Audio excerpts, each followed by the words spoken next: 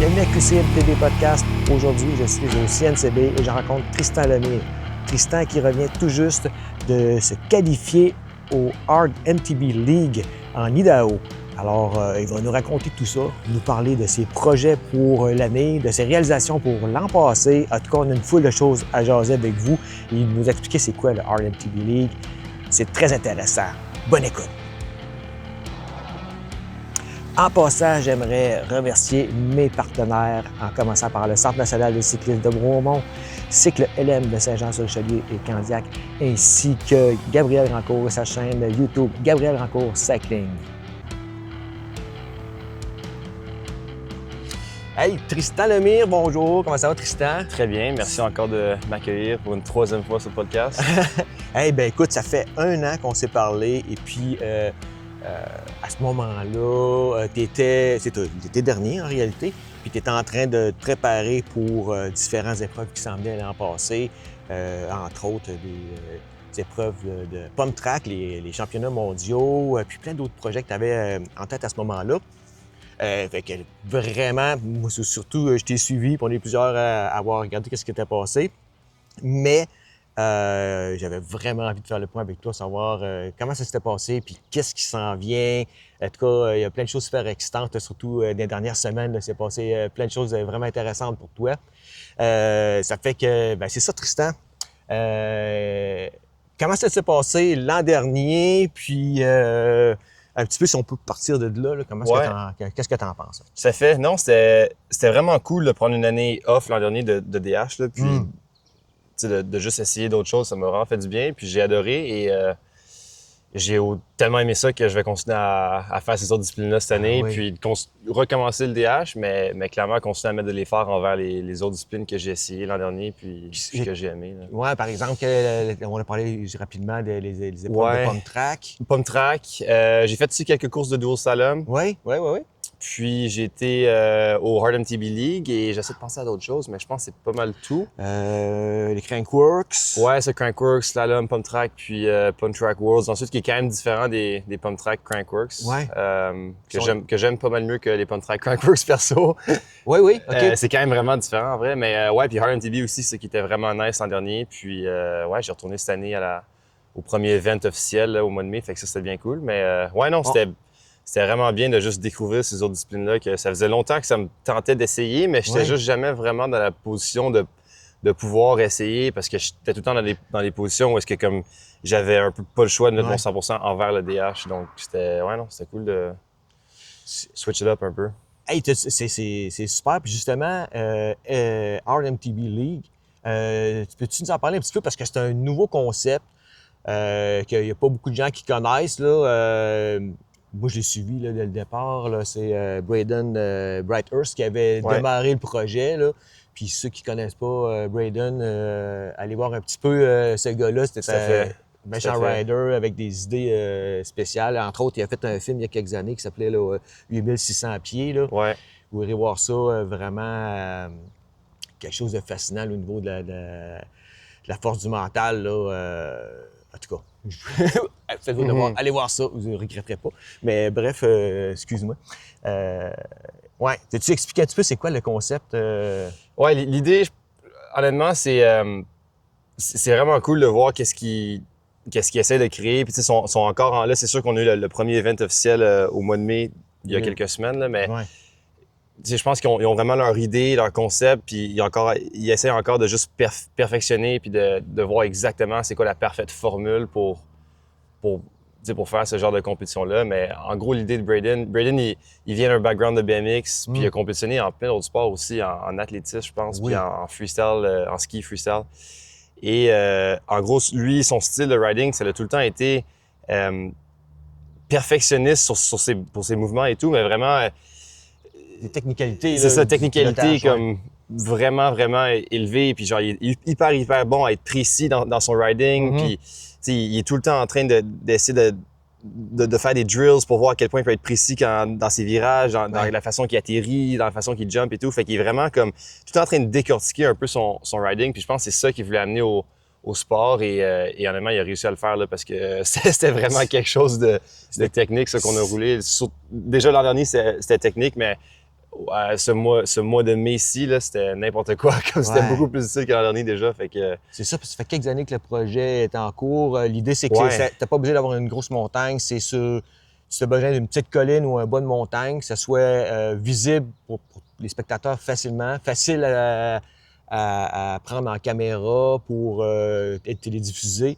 Facile les spectateurs de se déplacer, de regarder. Puis c'est plusieurs épreuves. On parle de 4 épreuves, je pense. Exact. C'est 4 épreuves. Puis c'est ça, c'est vraiment... Ouais, c'est une semaine de riding au final. C'est tellement difficile à rouler que ça nous prend la semaine au complet, honnêtement, à juste comprendre comment rouler certaines pistes. C'est sûr que le plus difficile, selon moi, c'est le tech flow. Là. Fait que c'est ce qui était comme avec les jumps. C'est comme une piste flow, mais hyper technique à rouler.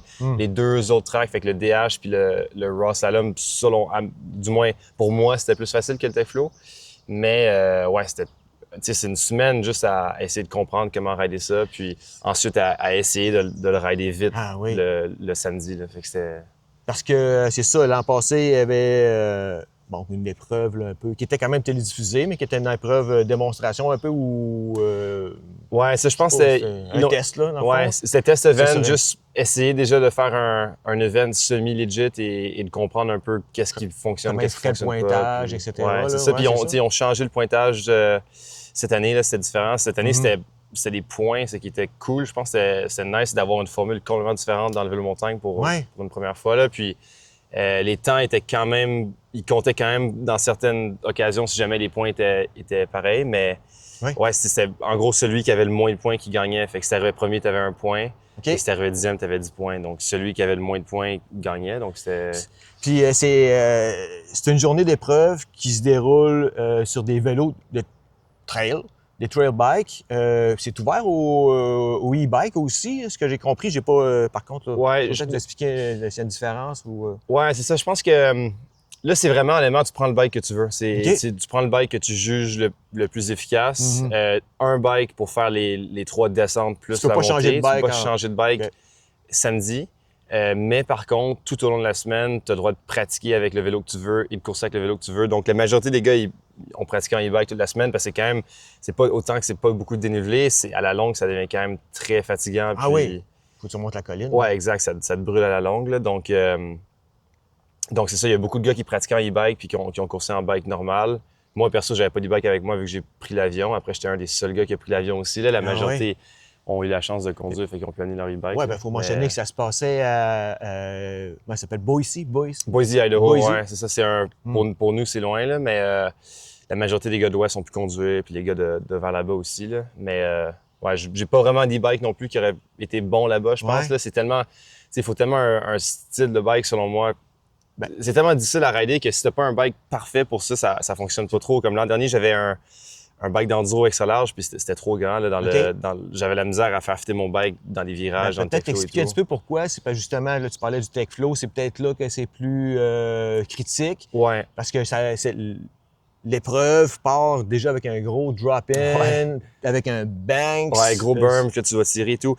Honnêtement, ce qui est difficile, c'est que le tech flow, pour tout le monde en général, c'est ça qui est le plus tough à rider. Ouais. Mais faut pas oublier qu'il y a 2 autres descentes qui comptent autant que le tech flow. Le tech flow, c'est juste 1/3 de l'épreuve. Mais ce qui est difficile par la suite, c'est que si tu rides pas le tech flow comme les autres, tu vas être dernier dans le tech flow parce que si tu fais pas les gaps, tu perds beaucoup de temps. Fait que ce qui est tough, c'est que tu veux comme faire bon dans les 2 autres aussi parce que ça compte pour 66% du truc. Ouais. Mais le tech flow, tu dois quand même passer assez de temps dans le tech flow pour le rider bien. Fait que c'est ça qui est vraiment difficile, c'est que tout le monde passe la majorité de leur temps dans le tech flow, mais faut pas oublier qu'on a quand même 2 autres pistes aussi qui sont très importantes. Ah non, c'est vraiment une super de belle formule qui est trippante à regarder pour les spectateurs. En plus, c'est pas quelque chose qui va nécessiter là, une fin de semaine. C'est pas, ça s'écoute bien à la télé, puis c'est vraiment, c'est super dynamique. Ils ont l'animation est bonne. Là. C'est qui fait les bons commentateurs. Les bons commentateurs. Cam puis Marky, là, donc clairement. Puis c'est ça fait que ça se rapproche un peu de la dynamique des Red Bull Rampage, ces trucs-là. Ce qui est cool aussi, c'est qu'avec le venue qu'ils ont, c'est que les spectateurs peuvent rester à un endroit puis ils voient absolument tout parfaitement. Fait que ça, c'est vraiment nice. Je pense que une course de DH, c'est un peu difficile parce que c'est soit que tu es en bas et tu regardes la télé, tu vois le finish, c'est soit que tu es quelque part dans la piste et tu vois juste une mini-section de 5 secondes. Tandis que là-bas, tu es assis dans ta chaise sur le côté et tu vois littéralement tout de l'event. Ah oui, tu peux voir toutes les épreuves. Là. Ouais. Ouais, c'est ça, c'est vraiment bien. Puis c'est quelque chose qui est exportable. Mhm. C'était un peu l'objectif là, de Braden. Je pense que c'est quelque chose que tu peux amener dans une municipalité, qui peut même devenir permanent ou des trucs comme ça. Puis ça élève le niveau des riders parce que justement, tu disais que c'est quelque chose que, tu sais, même toi, tu es un rider de niveau mondial, là, puis tu as eu de la difficulté. Puis je pense qu'on a vu plusieurs autres athlètes aussi qui ont arraché un petit peu dans certains parcours. Là. Honnêtement, je pense que peu importe ton niveau de vélo, tu vas aller là-bas, tu vas être challengé, tu vas te sentir vraiment pas bon en vélo de montagne. Ouais. Et c'est ça l'affaire. Puis tu sais, c'est conçu pour que les meilleurs au monde se sentent pas à l'aise. Ouais. C'est conçu vraiment pour ça. Fait que c'est un peu frustrant, ou du moins, moi, j'étais un peu frustré à travers la semaine parce que je roulais pas autant bien que certaines autres personnes. Puis j'étais comme, merde, j'aimerais avoir leur facilité à rallier le tech flow aussi, mais peu à peu, à chaque jour, je m'améliorais, puis ça fonctionnait, fait que j'étais bien content. Mais c'est ça qui est difficile un peu là-bas, c'est que c'est fait pour que ça marche pas. Donc c'est un peu frustrant des fois parce que t'es juste pas capable de rouler comme t'aimerais rouler. Et moi, perso, si je roule pas bien ou si je suis pas content avec comment ce que je roule, habituellement, j'ai pas vraiment de plaisir et je suis frustré et je suis pas content. Fait que toute la semaine, j'étais un peu comme, oh my God, c'est vraiment difficile. Ben, t'as réussi quand même à te dépasser puis à surmonter là, ces défis-là parce que, là, on va le dire, c'était une épreuve de qualification là, qu'on a vécue cet été. Puis tu as fini 5e, donc tu es qualifié parmi les 8 qui vont pouvoir prendre part à la grande finale qui va avoir lieu cet automne. Cet automne, ouais, fin octobre, j'étais honnêtement surpris. En allant vers l'event avec qu'est-ce que j'ai fait l'an dernier, mon seul but, c'était de m'améliorer. Puis honnêtement, mon seul but, c'était d'être content avec comment ce que j'ai ridé puis qu'est-ce que j'ai donné. J'étais comme, OK, si je peux aller là, premièrement, m'améliorer en bike, parce que c'est certain que tu t'améliores en bike quand tu vas là-bas, honnêtement, avec qu'est-ce que tu roules toute la semaine. Et si je suis capable de juste faire quelque chose que je vais être content avec, je vais être content avec ça. Et c'est ça, je m'attendais pas trop à me qualifier, honnêtement. Et là, je me suis qualifié et c'est comme un bon problème un peu parce qu'il y a plein de trucs que je voulais faire au mois d'octobre et là, maintenant, j'avais, en tout cas, du moins les dernières semaines, j'avais comme un choix à faire parce que je voulais vraiment faire la dernière Coupe du monde de l'année aussi en DH, Lake Placid. Oui. Et plus les championnats du monde de pump track encore cette année, plus Harlem TB maintenant. Fait que là, j'étais comme, OK, il faut que je fasse un choix, j'ai pas le choix. Avec l'école et tout, au mois d'octobre, ça fonctionnera pas de faire 3 grosses semaines en un mois. Ah oui, OK. Donc, c'est ça. Finalement, je ferai pas de DH cette année, puis je retourne au Harlem TB League, mais ça va être cool. Écoute, félicitations parce que là, vous pouvez réécouter, voir ça, cette diffusion-là, parce que le nom de Tristan, il est sans arrêt sur les lèvres des commentateurs. Meilleur temps à battre. C'était beau à voir. Félicitations. Merci, c'était... oui, très belle performance. Nice. Merci. Ouais. Puis c'est vrai que qu'est-ce que tu dis que c'est fait pour que ça soit difficile. Puis je pense que lorsqu'on écoute la compétition là, à la télé, ça me démontre pas autant à quel point c'est difficile parce que faut que tu regardes un petit peu peut-être les vidéos annexes à ça où on voit quand ils ont construit ou c'était quoi l'intention. Mais tu sais, par exemple, dans le Donnet, tu as des bûches, tu as des racines, il y a plein d'affaires qui sont faites vraiment pour coincer les roues. Puis, non, c'est ça. Et comme, honnêtement, comme j'ai dit tout à l'heure, c'est vraiment fait pour que ça fonctionne pas. Oui. C'est ça qui est... Et Braden, c'est le meilleur là-dedans. Là. Il est ultra bon là-dedans. Puis cette année, il avait la difficulté à faire certaines choses. Tandis que l'an dernier, il avait quand même pas mal plus de facilité. Donc c'est ça. C'était un autre niveau encore une fois cette année. Puis... et c'est ça, honnêtement, ça challenge tout le monde, c'est vraiment quelque chose. Puis c'est ça, pour revenir à ce que je veux dire, désolé, c'est que sur vidéo, ça a peut-être l'air difficile sur vidéo, mais c'est rien comme en vraie vie. S'il y a un truc, d'après moi, qui translate mal en vidéo, c'est là-bas, parce que c'est pas nécessairement gros. Tu regardes les jumps qu'on fait dans le tech flow, puis c'est pas gros, c'est juste que c'est vraiment difficile, mais c'est pas gros. Fait que d'après moi, en vidéo, ça a pas l'air si difficile que ça, surtout quand t'as des gars qui le roulent vraiment bien. Oui. Mais, honnêtement, j'ai des amis qui ont répondu ou qui m'ont envoyé des trucs, ils disaient, ah, dude, je pense que je serais capable de faire ça. Puis j'étais comme, je suis pas en train de dire que tu serais pas capable, mais comme, viens ici puis regarde là avant, tu vas peut-être avoir une opinion différente. Oui, effectivement, parce que, non, c'est ça. C'est pas évident.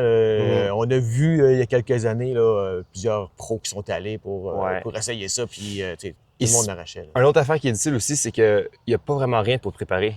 Il n'y a rien que tu peux... Après, une bonne partie des gars qui habitent en Californie, ils ont du terrain, ils se sont construits Mhm. des genres de tracks de slalom un peu tech rhythm comme ça. Fait au moins, ils ont quelque chose pour rouler. Mais comme moi ici, j'ai absolument rien. J'ai rien pour me pratiquer. Donc, je fais de mon mieux. J'essaie de trouver des trucs à faire et tout. Mhm. Mais c'est comme il y a rien pour se préparer pour ça. Ben, C'est ça qui rend ça difficile aussi. Ben justement, tu as parlé de ta progression par rapport à 2025. Le 2026, tu étais satisfait, évidemment, de tes Ouais. résultats. Puis, ben, tu as quand même, j'imagine, des points que tu as soulevés, puis tu as dit, il faut que je travaille. Ouais, tout à fait. Non, tout à fait. C'est ça. Il y a, clairement, le tech flow, c'est ma faiblesse. C'est là que j'ai Ouais. fait mon moins bon résultat de stage. Puis, fait que ça, clairement, faut que je m'améliore là-dedans. C'était quoi là-dedans la difficulté vraiment pour toi? Là? Pour moi, c'est d'être constant. C'est d'être constant. Puis j'ai réussi à faire une run quand même bonne, la première de mes 2 runs en course, mais il y a un gap en bas que je faisais pas. Ouais. Et j'ai fait le temps le plus vite sans faire le gap, en gros. Mais tu sais, le gap, il coûtait quand même beaucoup de temps, là, juste là. Mm. Et tu sais, j'étais juste incapable de le faire. C'était tellement technique, tellement difficile. Et tu sais, je l'ai même pas essayé. On dirait que je travaillais sur d'autres aspects de la piste tout au long de la semaine. Puis Mm. et j'étais comme, OK, tu sais quoi, je vais commit à faire la beeline, mais je vais essayer de faire la beeline le mieux possible. Puis j'ai réussi à la faire quand même bien. Mais c'est ça, c'était juste trop difficile. Tu sais, c'est un gap que tu faisais en sortant d'un berm et le landing était tellement précis, hyper haut, vraiment step up. Et tu décollais direct après pour un autre gros double. Et j'étais juste là, puis j'étais comme, OK, je pense pas que je suis capable de faire ça. Ouais. Ah, c'est capoté. Wow! En tout cas, ben, encore une fois, félicitations. Ça Ouais, fait merci que. beaucoup. Bon. Donc, retour aussi aux championnats mondiaux de pump track cette année. Fait que l'an passé, Ouais. c'était. T'en avais déjà fait de la pump track, là, bien entendu. Ouais, mais- j'avais juste fait 2 courses de pump track asphalte avant. Là. C'est quand même vraiment différent de la formule Crankworx. Moi, perso, j'aime beaucoup mieux que la formule Crankworx. C'est quoi la différence? Fait que Crankworx, t'as pas de chaîne. OK. Et tu peux être clippé si tu veux. Et c'est un départ de BMX, vraiment, tu sais, classique départ de gate de BMX. Tandis que Pump Track World, c'est pas départ de BMX. Tu dois être en pédale flat. Tu peux être en 24 pouces ou en 20 pouces, quoi que ce soit. Tandis OK. que Crankworx, faut que tu sois en 26. Hmm. Et tu as droit à une chaîne aussi. Donc, tu pédales, tu sais, c'est un départ, pas de gate, tu pédales, puis à peu près un tiers de la piste, là, le temps commence, puis tu fais une loop au complet, puis ça arrête. Donc, ouais, complètement différent selon mes... selon mes skills, je pense que ça m'avantage la pump track asphalte à cause que je suis pas le meilleur en départ BMX, surtout chainless. Mhm. Donc, ouais, moi, je pense que je suis un peu meilleur en pump track asphalte à cause de ça. Et ça va plus vite, donc c'est plus le fun selon moi, tu roules plus vite. Ouais. Et ouais, honnêtement, ouais, non, j'aime vraiment ça. Puis c'est facile aussi, tu sais, s'entraîner pour ça. Genre, Oui. surtout au Québec, on est chanceux, on a beaucoup de pump track Vélo Solutions. Donc, tu sais, c'est ultra facile juste aller à une vélo puis faire des runs. Ouais. Puis le plus que tu rides, le meilleur que tu deviens. Donc, c'est quand même... C'est ça. Ça me prend pas trop d'efforts, j'ai l'impression, parce que j'adore aller rouler en pump track. Puis dès que j'ai un peu de temps libre, puis j'ai pas envie d'aller en vélo montagne ou quoi que ce soit, je m'en vais faire une session de pump track. Puis Mhm. c'est autant simple que Ça ça. s'incorpore bien dans ton horaire. Non, c'est ça, exactement. Puis là, depuis, ça fait 3 ans maintenant, je pense qu'il y a vraiment une bonne vélo solution pas loin de où est-ce que j'habite à Montréal. Donc, c'est Mhm. Ah oui? après l'école, l'automne dernier, j'étais là tous les soirs. Puis, ouais, non, c'est cool. Ouais. Fait que, hey, ben, bonne chance encore pour cette année. C'est quand le championnat mondial? C'est la semaine avant Hard TB League. OK. Ouais, donc ça va être quand même un bon blitz avec l'école et tout. Là. C'est Mais, fin septembre, début octobre? c'est probablement? mi-octobre, pump Mi-octobre. track, puis fin octobre ou autour du 20 octobre, Hard TB. Donc, ouais, ça va être quelque chose quand même. Ça va être cool. Au Wow. moins, c'est 2 disciplines assez similaires. Donc, je pense Mhm. pas que ça va être tant un gros challenge de faire un et l'autre back-to-back. Là, mais OK. avec le DH là-dedans, ça aurait été quelque chose. Là, parce que tu sais, le DH est quand même vraiment Ça différent. doit quand même donc, être décevant pour toi là, ou déchirant de faire un choix. Ouais. là. Ouais, c'est sûr. Honnêtement, j'aurais bien aimé faire Lake Placid. J'aurais bien aimé refaire une Coupe du Monde de DH, mais c'est pas grave. Ça sera pour les remise. prochaines années. Puis, ouais, je pense que aussi le niveau en DH maintenant est tellement élevé et ça sert. Moi, perso, j'irai jamais dans une Coupe du Monde en pensant que je suis pas capable de me qualifier. Tu sais, Ouais. si je pourrais aller faire une Coupe du Monde, je veux avoir la confiance puis tu sais, être au niveau où est-ce que je suis comme, OK, ben avec une bonne descente, je sais que je peux me qualifier. Donc, je suis pas en train de dire que je me sentirais pas comme ça au mois d'octobre, mais je suis en train de dire que même si je prends une année de plus ou quoi que ce soit, ça me dérange pas nécessairement parce que tu sais, j'aime mieux aller dans une Coupe du Monde en étant confiant et sachant que je suis capable de me qualifier. Ouais. Là. Donc, c'est ça. C'est quoi ton regard par rapport justement là, aux Coupes du Monde actuellement en descente? Le niveau, est-ce que tu trouves que ça a changé beaucoup là, au cours des 2 dernières années, là, par exemple? 2 dernières années, c'est dur à dire. 2 dernières années, je sais pas trop, mais admettons que tu regardes 2021, Ouais. là, je pense que ça a quand même changé pas mal. Les temps sont plus serrés. Oui, Puis je pense que le field est... il y a plus de monde qui roule vite maintenant. Je pense que c'est ça l'affaire, c'est que tous les bikes sont rendus bons et tout. Puis les jeunes aussi roulent vite. C'est ça, je sais pas. On dirait que le sport est plus populaire, il y a plus de monde qui roule vite, il y a plus de niveaux. Je pense que c'est juste ça. Puis les temps sont rendus ultra serrés. Là. Puis je pense que un top 20, fait que là, c'est Q1, un top 20, Q2, un autre 10. Et le top 20 en Q1, je pense qu'actuellement, ça se joue en 4 secondes, 3,5, 4 secondes. Fait que faut quand même aller vite. Là. Il y a pas de... Avant, dans le temps, se qualifier, quand c'était top 60 avec une qualif, c'était genre 10 secondes. Là. Fait que ça l'a changé clairement. Là. Puis après, en Q2, habituellement, le temps gagné en Q2 est habituellement plus vite que le temps gagné en Q1. Donc, ta 10e place en Q2, le temps est habituellement très, très vite. Là. Fait que, c'est quelque chose maintenant. Puis, faut être là, faut avoir la confiance, faut avoir le commitment. Puis, t'as pas le choix. Là. Tu peux pas, même les gros noms, là, ils doivent faire une grosse run pour se qualifier. Là. Y a plus de... Puis, tu vois justement beaucoup de gros noms qui se qualifient plus. Ben écoute, juste la dernière à Loudanville cet été, en fait, la deuxième course de la série, là, il y a eu beaucoup de top riders qui se sont même pas qualifiés. Là, tu sais, Jackson Coldstone, Asama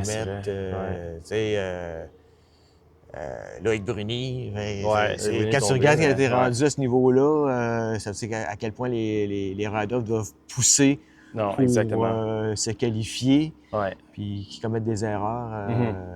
Non, c'est sûr. Puis je pense que c'est rouler rapidement dans un bike park, mettons à Bromont un samedi, et rouler vite dans une course aux US et rouler vite dans une course de Coupe du Monde, c'est encore un autre niveau, mais c'est tellement différent. Et je pense que je roule quand même bien en DH en ce moment. Je me sens à l'aise sur mon bike, puis je pense que je roule quand même vite. Puis, mettons, l'automne dernier, quand Mokoff était à Bromont, je roulais avec eux, puis je sentais pas nécessairement que je roulais beaucoup plus lentement qu'eux ou quoi que ce soit à Bromont dans les pistes que je connais bien évidemment.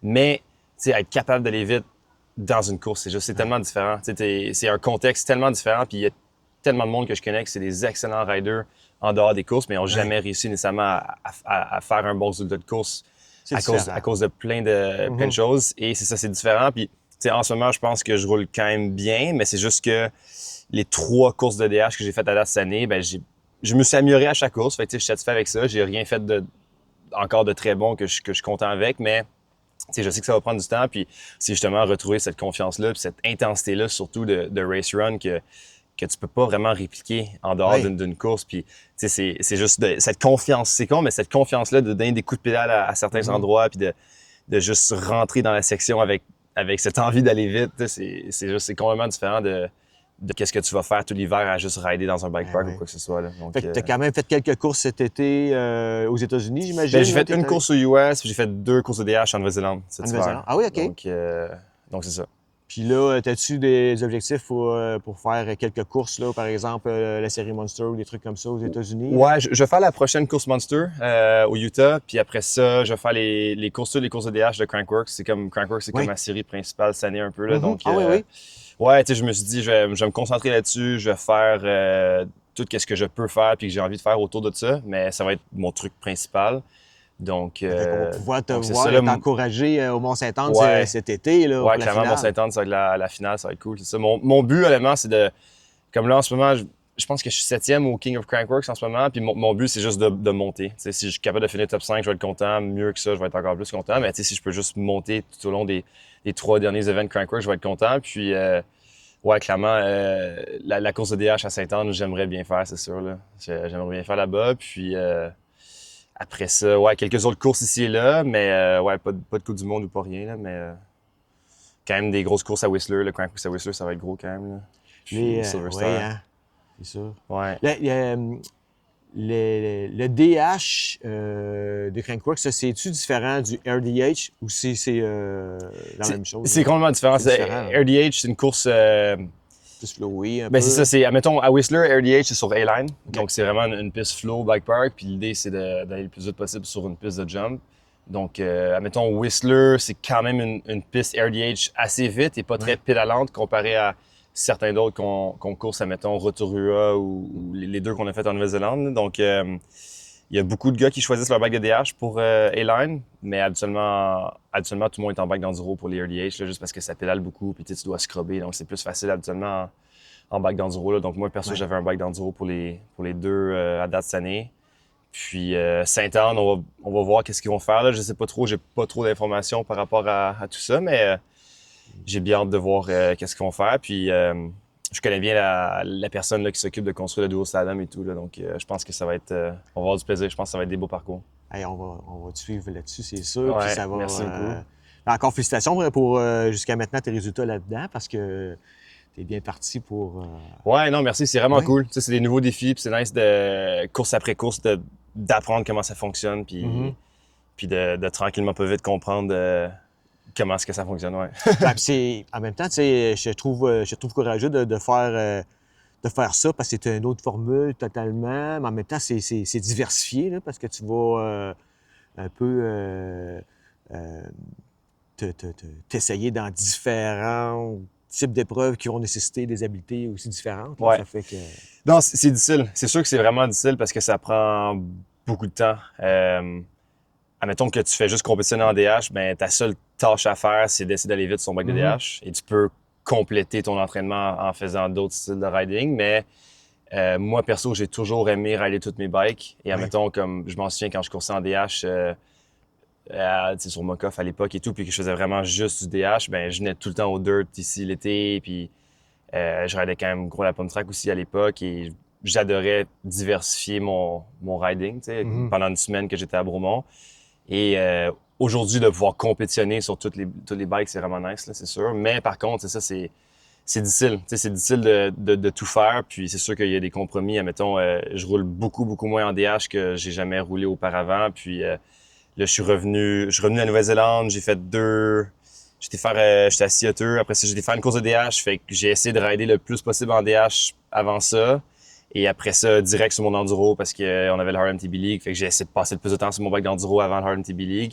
Et ensuite, revenu du Hard MTB League, de retour sur mon DH. Mais ça faisait comme 1 mois que j'avais pas roulé mon DH. Puis c'est ça, là. T'es tout le temps en train de comme rouler plein de bikes. Fait que c'est ça. C'est un peu difficile honnêtement, mais c'est le fun. Donc, on dirait justement que tu as encore beaucoup de plaisir. Puis c'est un peu ça l'année passée, tu nous disais que tu essayais de garder le plaisir dans le vélo. Puis c'était ce qui t'importait exactement. le plus. Ouais, honnêtement, j'ai beaucoup, beaucoup de plaisir cette année. Sûrement plus que jamais. Puis l'objectif que je me suis donné pour cette année puis la suite, là, c'est vraiment autant que j'adore courser en DH, puis je pense que c'est encore ce que j'aime le plus peut-être. Pouvoir rider toutes les bikes, j'adore ça parce que l'objectif que je me suis donné, c'est de devenir le meilleur rider que je suis capable de devenir. C'est un peu ça que je me suis donné comme but global.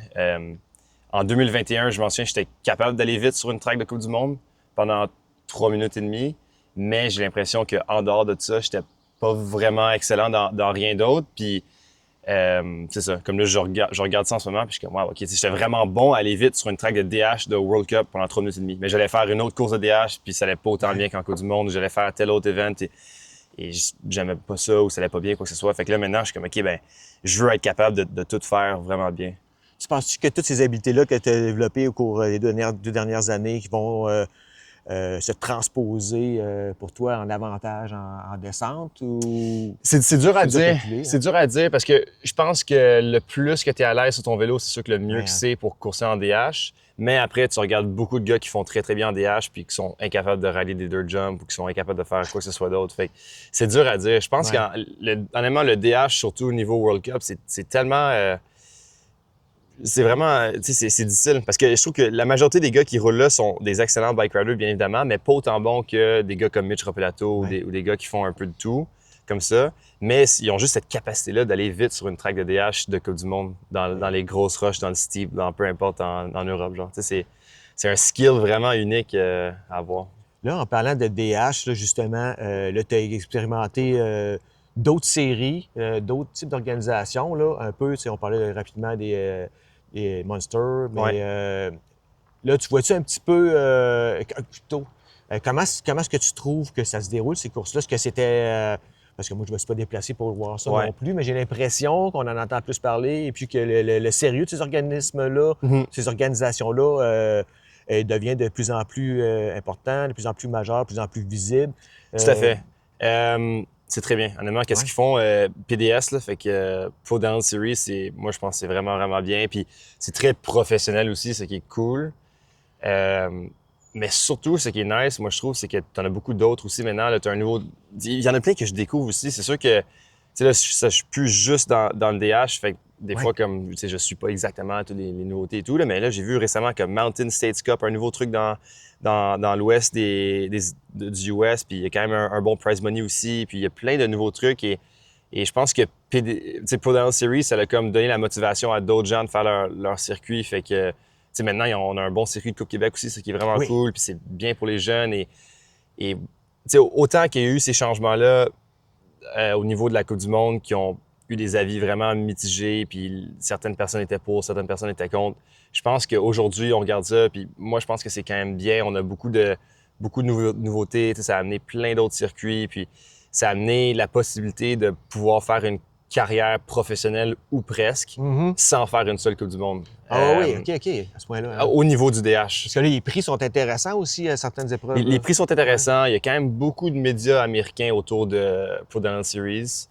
Et c'est ça, tu as des gars qui compétitionnent là-dessus à temps plein, puis qui réussissent à presque faire ça as a living. Puis ils font pas une Coupe du Monde ou quoi que ce soit. Et moi, je trouve que c'est vraiment cool. Ça donne une opportunité, c'était pas dans un factory team, justement. Là, non, exactement. Ça donne un autre circuit. Parce que, auparavant, tu avais les Coupes du Monde, puis tu avais ces gars-là qui sont pas tout à fait au niveau d'être sur une team Coupe du Monde à temps plein, puis alors faire une coupe à chaque année, puis ils se qualifiaient, des fois ils se qualifiaient pas. Mais tu sais, juste on the bubble, de faire les Coupes du Monde ou de pas les faire. Puis maintenant, tu as vraiment ce circuit-là qui correspond parfaitement à ces athlètes-là. Et moi, je pense que c'est vraiment cool. Puis ensuite, ben d'un autre côté aussi, le multidiscipline, selon moi, autant que le Crankworx, il semble avoir un petit déclin cette année, puis il y a moins de coverage, moins de prize money et tout, mais Harlem TV League arrive, puis il y a plein d'autres événements vraiment nice de multidiscipline qui commencent à arriver, puis ça, c'est parfait pour nous. Là. Je pense que c'est une belle... c'est bon pour le sport. Non, tout à fait. Exactement, ouais. Ça fait que là, on a couvert un peu... y a-t-il des sujets pas des sujets, mais des projets que tu as qu'on n'a pas couverts, parce que tu as beaucoup d'affaires qui s'en viennent. Ouais, non, pas mal de trucs. Toujours beaucoup de trucs. Mais c'est cool. J'aime ça avoir trop que pas assez. Là, mais, t'es bien occupé. Ouais, exactement. Avec l'école. Là, cet hiver, c'est ça. Cet hiver, j'ai pas fait de cours, mais là, cet automne, je vais sûrement je vais en faire encore. Je sais pas combien, mais c'est difficile là, de tout mixer tout le temps. Mais ouais, clairement, cet été, je veux travailler sur un gros projet vidéo avec des amis à moi. Là, ah oui, c'est bien ça. Ouais, on est encore en train de brainstormer un peu, mais moi, c'est un avenue que je veux vraiment commencer à exploiter, si je peux dire. Là. Hugo Frixalon, Mathéo Niguez, c'est certains de mes riders préférés. Là, donc, je veux vraiment commencer à travailler là-dessus. Puis justement, là, autant que j'adore courser en bike, j'adore le vélo montagne plus que n'importe quoi d'autre. Puis justement, j'adore le fait de pouvoir rider plein de bikes différents. Puis tu sais, j'adore la course. C'est ça que j'ai fait toute ma vie. Mais je trouve qu'en course de vélo montagne, on peut pas s'exprimer. On peut pas exprimer notre créativité, la façon qu'on voit les choses en vélo montagne. Tout, c'est tout le temps l'objectif, c'est d'arriver le plus vite en bas, ce qui est bien. Puis c'est insane de courser, c'est un fou feeling. Mais moi, je pense que le vélo montagne, c'est plus que ça. Puis je veux pouvoir commencer à faire des projets vidéo, travailler sur des launch projects de quoi que ce soit pour des brands et tout. Là. Donc, c'est vraiment un truc que je veux commencer. Donc, voilà. On t'a vu quelques fois, c'est ça déjà, tu as travaillé avec Beaumont Montagne Expérience.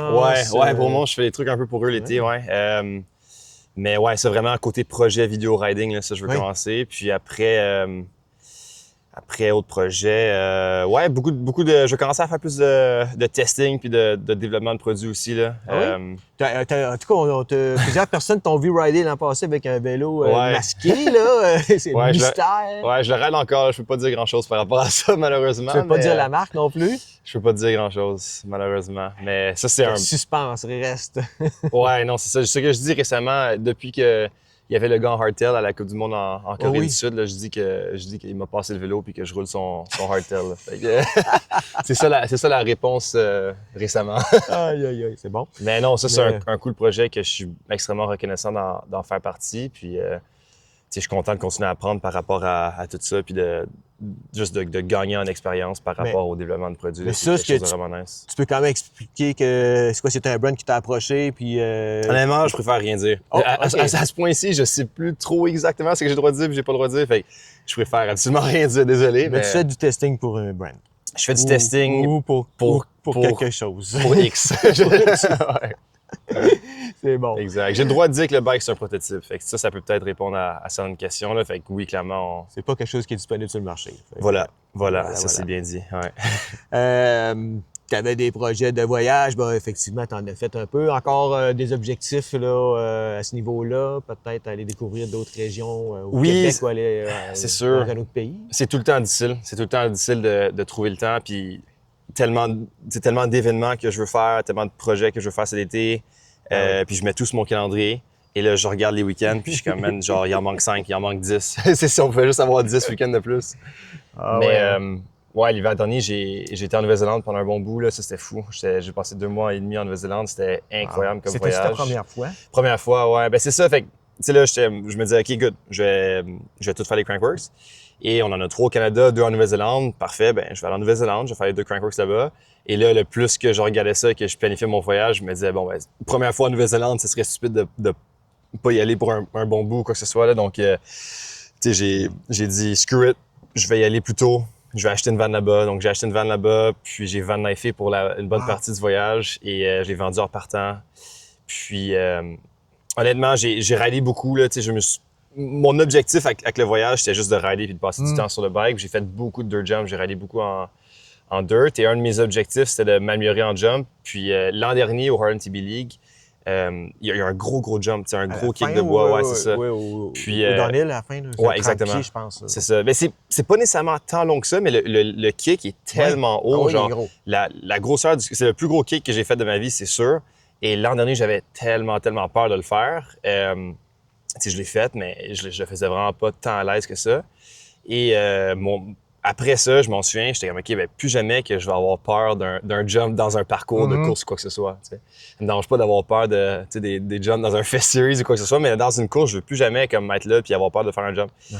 Donc, cet hiver, je me suis dit, OK, il faut que je fasse beaucoup de jumps. J'ai passé tellement de temps au dirt jump à Queenstown et je me suis vraiment amélioré en jump, donc j'étais content.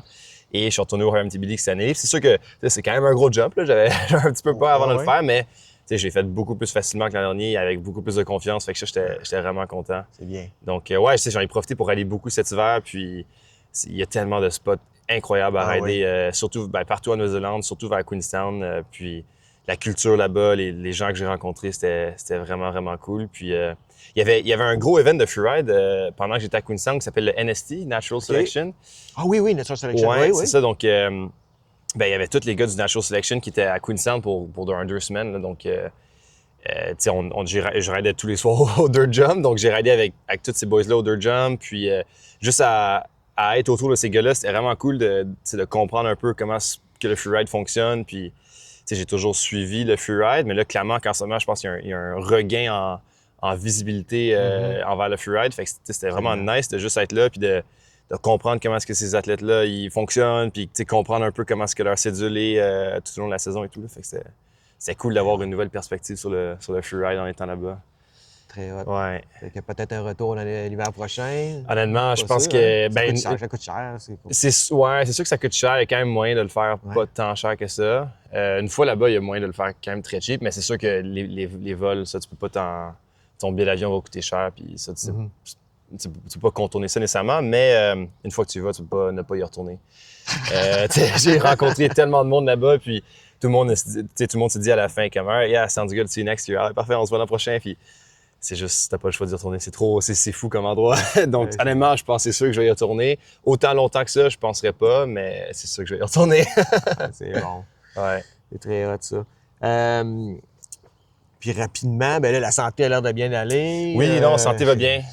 Santé va bien. Je suis plus sage maintenant. Parce que là, c'est ça, l'année passée, tu étais en rémission d'une commotion cérébrale, puis ça fait que ça, c'est... Ouais, ça allait bien l'an dernier, mais ça m'a pris un bon bout en 2024 avant de me sentir mieux. Mais tu sais, j'ai appris beaucoup quand même, là, puis ce que j'avais appris au final, c'est que c'est ça, j'avais comme un... Tu sais, c'est vraiment mon cou qui me...